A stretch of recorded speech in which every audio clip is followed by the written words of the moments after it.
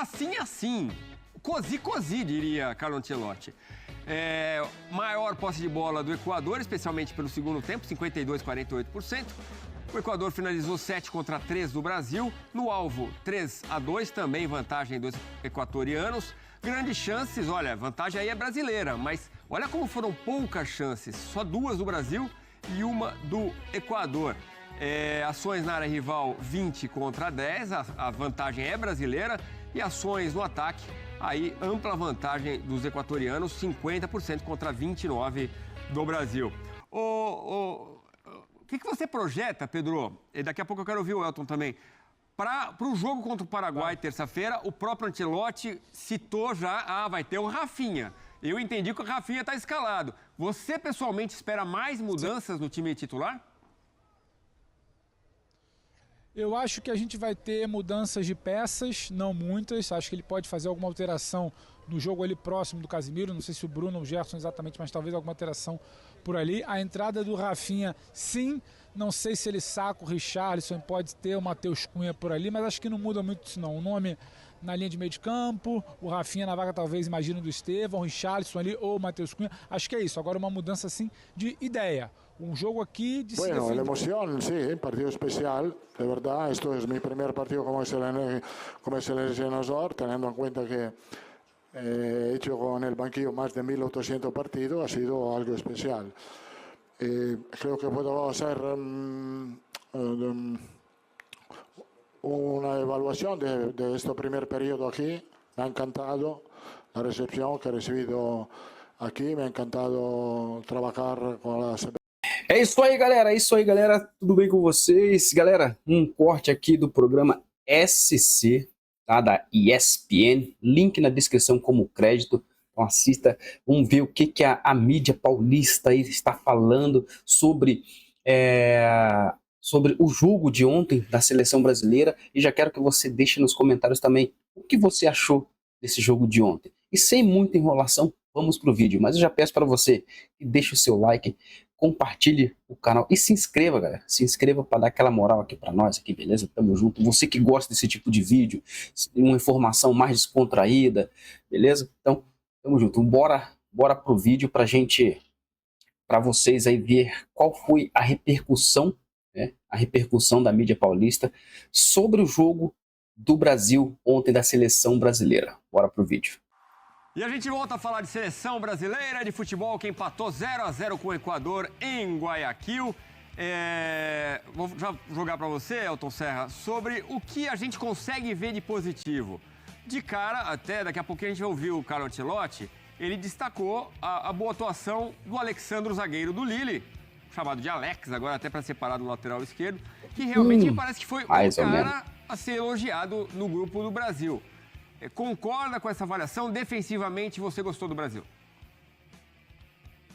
Vamos lá, aspectos positivos, né? Eu acho que é a primeira metade desse desempenho da seleção brasileira. A gente tá vendo aí os números do Alexandro. Galera, falar para vocês uma coisa, assim, defensivamente a seleção brasileira foi bem, ao meu ponto de vista, não sei ao seu ponto de vista. A seleção brasileira até que foi bem, né? Ela se defendeu bem, soube sofrer as investidas da Colômbia, né? Então, do Equador, né? E até teve um ou outro lance ali de ataque, só que o ataque, ao meu ver, não foi legal. A defesa segurou bem, né? O meio de campo suportou bem o ataque, que olha, falar para vocês, né? O Equador aí, ele tá bem posicionado, né? Tá lá em cima. Ele tem uma seleção muito forte nessas eliminatórias. E o Brasil conseguiu não tomar gol, o Ancelotti chegou aí. E outra, né? O cara chegou, fez 2 treinos, galera. Não tem como a gente esperar muito mais coisa do que isso. Vamos ver no próximo jogo, que vai ser contra o Paraguai, aqui no Brasil, em São Paulo.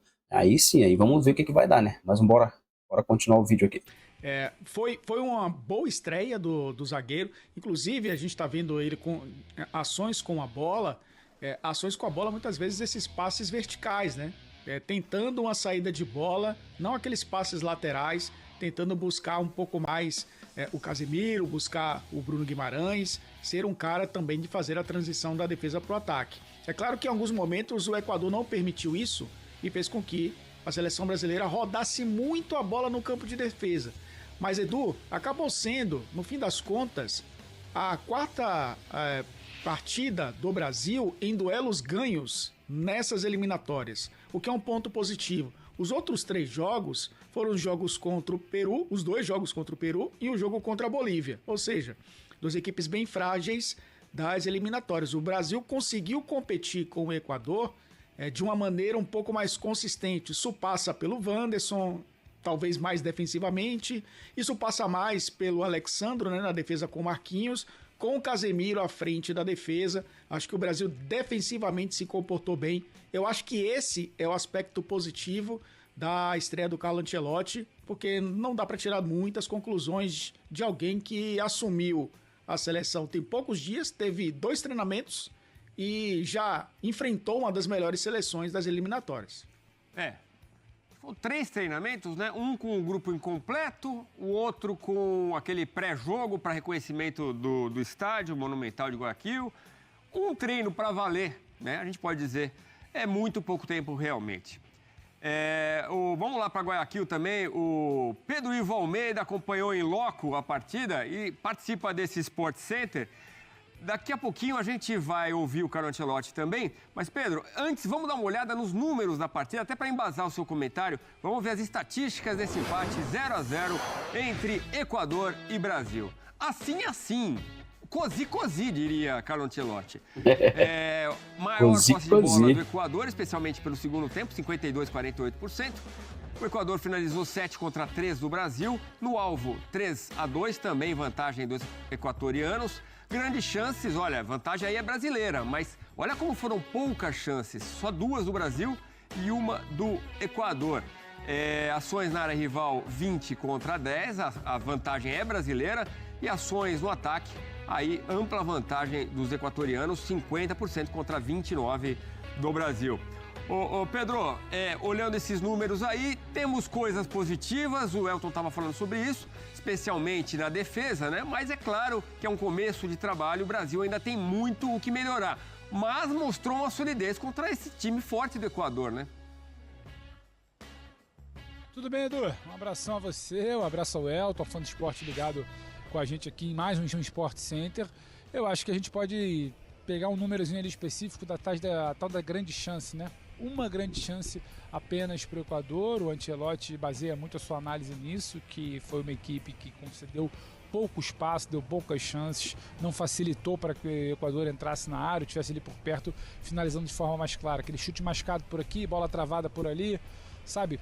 Uma coisa que me chama a atenção, o tanto de bola levantada pelo Equador, que a seleção consegue se defender, é algo que vem sendo problemático em outros momentos. Então a solidez defensiva, acho que já apontada pelo Elton, exatamente, e também por quem viu o jogo, ela pode ser tirada ali como algo positivo. Você pode olhar para esse trabalho e falar, olha, o Brasil não sofreu contra uma equipe forte, um estádio de muita pressão, uma situação aqui desfavorável do ponto de vista de apoio de torcida, e que em algum momento não se tinha o controle do jogo, o controle passou pelos pés do Equador e o Equador tentava chegar, não conseguia. O Brasil brecava, o Brasil travava, exatamente. O Brasil tomou 4 gols na última rodada da Argentina, hoje não sofreu gols. Isso tudo é bem verdade. Agora, fica um pouco do gosto amargo para quem olhou para essa partida com a grande expectativa de o Ancelotti vai chegar e vai reinventar o trabalho que vem sendo feito nos últimos meses. O Ancelotti vai chegar e vai trazer de volta aquela seleção maravilhosa brasileira que encanta o mundo. Não era isso. Acho que talvez o erro fica muito mais no campo da expectativa gerada. É pouco tempo de trabalho, é pouco tempo de treinamento, sim, você falou muito bem. Grupo incompleto na segunda, o treinamento com o time que entrou em campo hoje na terça e um treino um pouco mais leve ontem aqui no Monumental, de muita observação, muita variação, não necessariamente o time que entrou em campo sendo testado.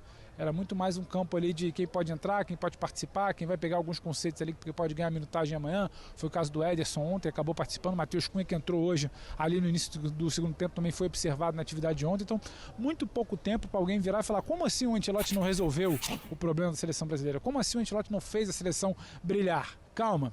Devagar um pouquinho. O problema não é o início de trabalho do Ancelotti. O problema é um trabalho para a Copa do Mundo, está começando há 1 ano do Mundial. Esse sim é um problema. Agora é tempo. Mas assim, de fato, uma boa notícia, a seleção conseguir se defender bem, algo que não vinha fazendo. E se não teve o espetáculo, teve festa aqui pro pessoal mais empolgado, Edu. Então acho que foi isso que ficou de recado do jogo de hoje. Eu vi o mesmo jogo que o Elton também, uma defesa sólida. Falta um segundo passo, falta o meio para frente. O meio para mim não funcionou com Casemiro, Bruno e Gerson. Fosse para construir, fosse para rodar a bola, fosse para arrastar um pouco mais. E lá na frente não gostei do Vini, não gostei do Richarlison e achei que o Estevão foi um pouco discreto. Poderia ter rendido um pouco mais, ainda que a bola tenha passado pouco também nele da maneira como ele gosta. Um certo distanciamento também entre o meio de campo e o ataque, né? Isso ficou muito claro. Algo que o Ancelotti vai ter que trabalhar. Em italiano se diz: calma, devagar se vai ao longe, né? Piano, piano, você vai lontano. E a gente vai gastando aqui as expressões em homenagem ao Carleto Ancelotti. O que você projeta, Pedro? E daqui a pouco eu quero ouvir o Elton também. Para o jogo contra o Paraguai, terça-feira, o próprio Ancelotti citou já, vai ter o Rafinha. Eu entendi que o Rafinha está escalado. Você, pessoalmente, espera mais mudanças no time titular? Eu acho que a gente vai ter mudanças de peças, não muitas. Acho que ele pode fazer alguma alteração no jogo ali próximo do Casemiro. Não sei se o Bruno ou o Gerson exatamente, mas talvez alguma alteração por ali. A entrada do Rafinha, sim. Não sei se ele saca o Richarlison, pode ter o Matheus Cunha por ali, mas acho que não muda muito isso não. O nome na linha de meio de campo, o Rafinha na vaga talvez, imagino, do Estevão, o Richarlison ali ou o Matheus Cunha. Acho que é isso. Agora uma mudança assim de ideia. Um jogo aqui de se defender, de entender o Equador o que ele queria, de tentar competir, buscar o controle, não conseguiu. É bom dizer isso, apesar de ter se defendido muito bem, quando tentou ter o controle não conseguiu, tentou competir, mas não foi exatamente efetivo ali no meio de campo, mas acho que o cenário para a Neoquímica Arena terça-feira é diferente. Brasil com a bola, Brasil controlando, Brasil com as ações, a gente tentar entender se novas dinâmicas ofensivas vão ser apresentadas e se elas vão funcionar. Acho que a defesa vai ser menos exigida, não vai ser exatamente um teste ali se está tudo bem, se defendendo, blocado, linhas próximas. Acho que o teste é muito mais do meio para frente. Com o Rafinha, algumas mudanças de peças, espera-se que mudanças também nas dinâmicas ofensivas que levem o Brasil mais próximo da área, que sai desse número de apenas 2 grandes chances criadas. Muito bem, a grande chance é aquela com o Casemiro, quem diria, né? Aliás, o autor intelectual da jogada é o Gerson, que faz um corta-luz espetacular. A gente já conversa mais, mas vamos ouvir o novo treinador da seleção brasileira, agora com uma partida no comando da equipe. O Ancelotti falou isso depois do empate contra o Equador. Bueno, la emoción, sí, partido especial, de verdad. Esto es mi primer partido como seleccionador, teniendo en cuenta que he hecho con el banquillo más de 1.800 partidos, ha sido algo especial. Creo que puedo hacer una evaluación de este primer periodo aquí. Me ha encantado la recepción que he recibido aquí, me ha encantado trabajar con la CBF. Creo que para mí es un regalo estar aquí. Bueno, creo que ha sido a nivel defensivo un muy buen partido. Creo que el equipo ha tenido una buena actitud, orden, han tenido a veces buena presión ofensiva. Creo que atrás lo hemos hecho muy bien, no hemos concedido oportunidades prácticamente. Esto es lo bueno que hemos hecho. Y después, en la otra parte, que se podía ser mejor, con balón, con un juego un poco más fluido, pero creo que al final un empate bueno, con un buen partido, y salimos satisfechos, con confianza para el próximo. Creo que las condiciones del césped eran un poco complicado para jugar un juego más combinado más atrás, era más complicado controlar el balón. Creo que hemos tenido 2 muy buenas oportunidades con Vini, con Casemiro en la segunda parte. Sí, se podía ser mejor enfrente, pero hay que tener en cuenta también la fuerza del rival, porque Ecuador ha jugado un muy buen partido como nosotros. Sí, obviamente es un trabajo distinto, pero yo creo que tenemos la calidad de los futbolistas que es muy buena, entonces también si no hay mucho tiempo para trabajar, hay la posibilidad de mejorar, obviamente, porque la calidad que tenemos es muy alta y estoy cierto que a nivel ofensivo vamos a mejorar también, porque hoy faltaba jugador muy importante. Tem que melhorar, né? Rafinha. Tem que melhorar muito. Yo creo que contra Paraguay va a ser un partido distinto porque tendremos más oportunidad de controlar el juego. Ahí tenemos que hacer un juego, como he dicho, con más ritmo, con más movilidad, con más intensidad y creo que lo vamos a ver acá a nuestra casa. Bueno, el objetivo que tenemos es calificarnos, pelear en el Mundial, intentar de meter Brasil, donde siempre he estado, en las primeras posiciones del fútbol mundial. Esto es el objetivo que tenemos todos. Todos lo vamos a pelear para conseguirlo. A estreia foi com esse 0-0 contra o Equador e os outros técnicos brasileiros da seleção brasileira. O Dunga, em 14, venceu a Colômbia 1-0. O Tite, 2016, esse mesmo Equador, 3-0. Vitória também. O Ramon Menezes, a passagem não foi boa. Contra o Marrocos já começou com uma derrota 2-1. Fernando Diniz, contra a Bolívia, empolgou muita gente. Essa goleada por 5-1. Bolívia, né? Também parecia um primeiro passo pegou muito mais promissor. fácil. Essa vitória em Wembley contra a Inglaterra. E agora esse 0-0 contra o Equador é a estreia do Ancelotti. É isso aí, galera. Esse foi o corte aí do canal SC da ESPN, beleza? Então, você aí, deixa nos comentários qual é a sua opinião sobre o jogo do Brasil ontem, o que aconteceu, o que você esperava, se estava dentro do que você esperava, se você esperava um pouquinho mais. Lógico que a gente esperava um pouquinho mais pelos jogadores que são, né? Pelo nível de jogadores que são. Mas a gente até entende, né, galera? A gente até entende que eles tiveram pouco tempo para treinar. O Ancelotti, ele convocou muitos jogadores diferentes do que vinham sendo convocados para a seleção brasileira, né? Trouxe alguns nomes importantes, né? Um deles é o Casemiro, que eu sinceramente, eu acho um baita de um jogador. Tem que jogar, tem que ter oportunidade. E eu acredito que vai render muito aí para frente. Muito para frente. Eu só acho que ele se equivocou. Ele se equivocou na lateral direita, ali também. E no ataque. Lateral direita e ataque, eu teria colocado o Wesley, teria vindo com o Wesley, que dá muito mais profundidade para o time. E no ataque ali, eu não teria entrado com o Pombo, né?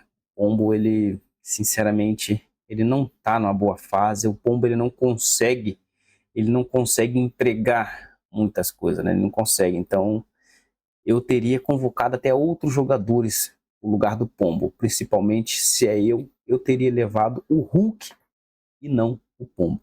Exatamente, o Hulk do Atlético Mineiro, e não teria levado o Pombo. Já que ele não convocou o Pedro, que é um dos centroavantes hoje em destaque, porque também está terminando, né, o seu preparo físico, porque veio há pouco de uma lesão séria, né, mas eu não levaria o Pombo. Não, mas não mesmo. Não levaria. Isso aí, galera. Deixa nos comentários a sua opinião. Curte, comenta e compartilha esse vídeo. E já se inscreve no canal para não perder os próximos vídeos. Valeu!